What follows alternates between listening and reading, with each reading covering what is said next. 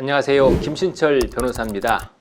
제가 지금까지 영상을 통해서 개인회생 채무자가 매월 얼마를 갚아 나가야 하는지 변제 금액을 책정하는 방법에 대해서 안내해 드렸는데요.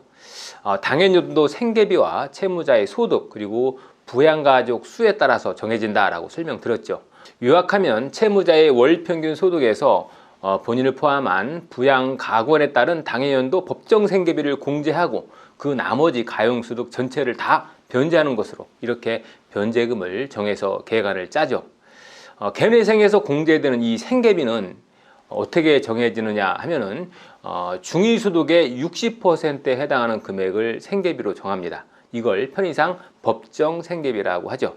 2024년도에는 1인 가구의 경우에 법정 생계비가 약 134만 원 정도 인정이 됐었는데요.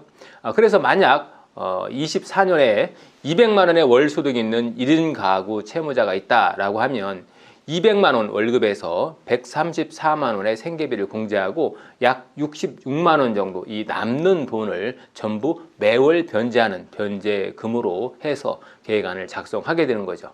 자, 그러면 2025년에는 어떨까요? 아무래도 물가를 반영한 생계비가 더 올라가기 때문에 반대로 변제금은 더 줄어들 수가 있겠죠.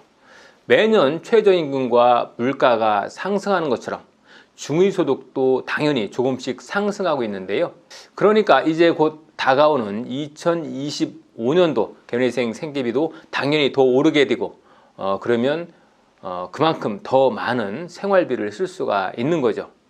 그러면 2025년도 이 중위소득과 법정 생계비는 얼마나 올랐을까요? 보건복지부에서 고시한 25년도 기준 중위소득을 살펴보면요. 1인 가구는 약 240만 원 정도고요. 4인 가구는 약 610만 원 정도가 됩니다.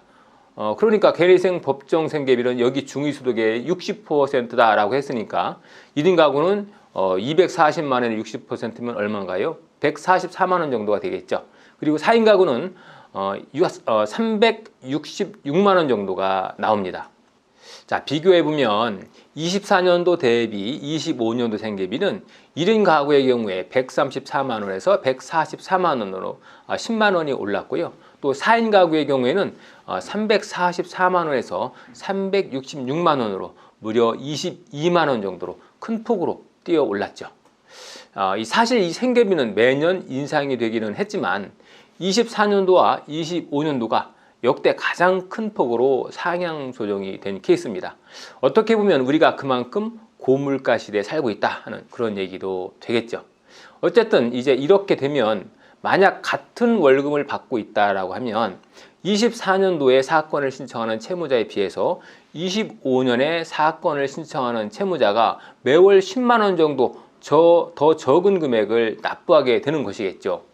자, 여기서 중요한 팁을 드리자면 2024년도 12월에 그러면 25년도 기준의 이 법정 생계비를 가져와서 여기서 공제하는 것으로 변제 계획안을 만들 수 있느냐 하는 거죠. 만들 수 있습니다. 왜냐하면 채무자가 변제를 시작하는 날은 개인회생 신청일이 아니라 변제 개시일로부터 시작이 되기 때문이죠. 채무자가 변제를 시작하는 시점은 신청한 날로부터 3개월쯤 이후죠. 그래서 2024년도 말에 신청해도 갚는 것은 25년도 초에 갚아야 되기 때문에 25년도에 법정 생계비를 가지고 와서 그것을 적용해서 공제하는 것이 가능하다는 겁니다. 실제로 실무에서도 이렇게 계획안을 짜서 제출하면 법원에서 채무자가 제출한 계획안을 그대로 수용해 주는 경우가 많은데요. 이걸 모르고 융통성 없이 그대로 사건을 진행한다면 그만큼 손해를 보게 되겠죠. 물론 그렇다고 해서 무조건 다 이렇게 받아주는 것은 아니고요.